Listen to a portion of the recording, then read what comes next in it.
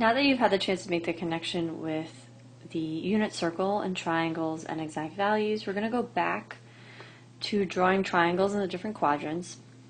These will also be exact value type problems, but they won't be for those same specific angles. So we're going to just kind of make the connection with what quadrant are we in, is the function going to be positive and negative, and just kind of solidify those two concepts in this part of the unit. First question with the right triangle problems we're going to look at says that tangent theta is equal to negative 5 over 12 and is in quadrant 2. So that gives us some good information of where to draw the triangle. We are going to be using SOHCAHTOA for this, and also a little bit of Pythagorean theorem if we need it. So we're going to draw the triangle in quadrant 2.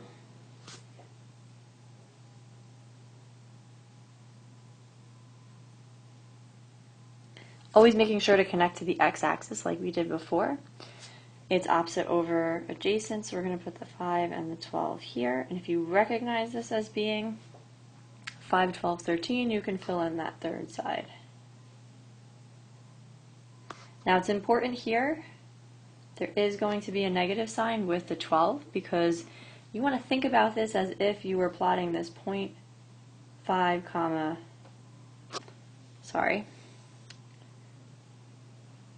negative 12, comma, 5.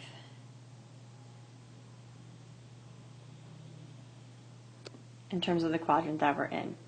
Now we can go through and find our different functions using those values. Sine opposite over hypotenuse. Cosine adjacent over hypotenuse.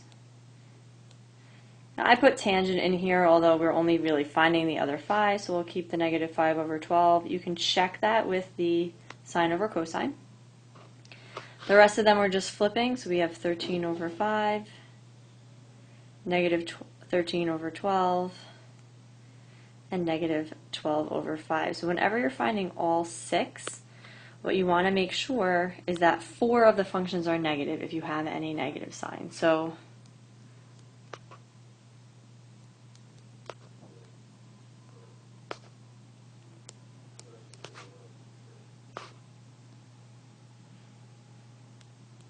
that's something to just kind of double check when you're looking at these problems. We're going to do one more example in this video, and then the next video will have the rest of the examples. Okay, the directions are slightly different, but again, there's going to be some indication of a quadrant. So you want to think about, okay, it says sine is negative 2 over 3. The options are going to be quadrant 2 or quadrant 3.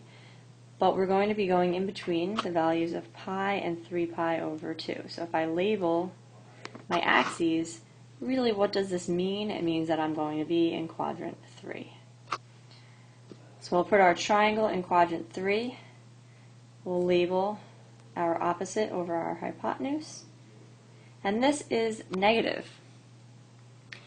So we know that's where the negative is going. The hypotenuse is never negative. Now here we are going to have to solve for that missing side. So we'll do x squared plus 2 squared equals 3 squared. Don't put the negative in here, because remember you are working with a triangle. Technically they're distances.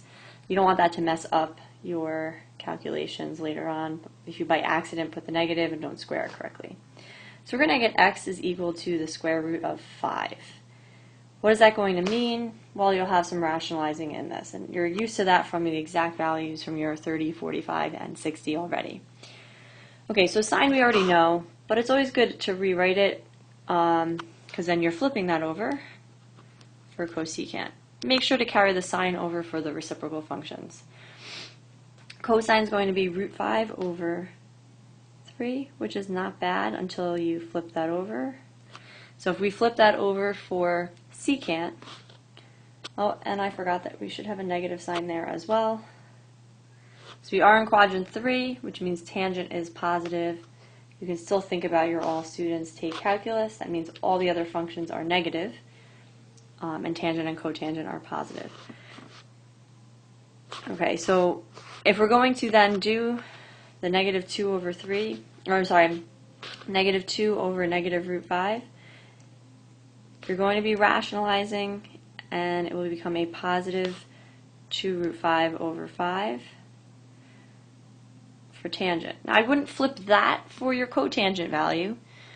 I would just take the fact that it'll be root 5 over 2, go back and do x over y. And then secant, same thing when you flip for secant. I'm just going to do the work down here. You're going to multiply by root 5 over root 5. I get negative 3 root 5 over 5, which I'm going to try to squish in here. You know what?